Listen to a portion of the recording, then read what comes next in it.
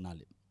మంచి ధైర్యం అనేది ఆత్మీయంగా మనలో లేకపోతే, ప్రభువైన యేసుక్రీస్తును బట్టి అది మనకు కలుగకపోతే మనల్ని పిరికితనం అనేది వెళ్తుంది. అంటే ధైర్యం చెడిపోయినటువంటి వారలమైతాం.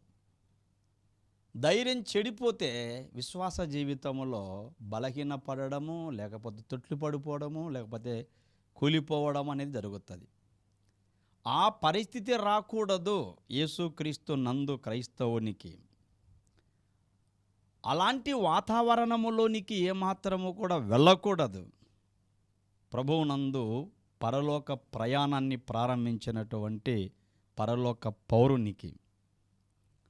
అందుకు మంచి ధైర్యముతో దేవుని సన్నిధిలో ఉన్నావా అనే ఒక వ్యక్తిగతమైనటువంటి సద్విమర్శ ప్రతి ఒక్కరికి కలగాలనేదే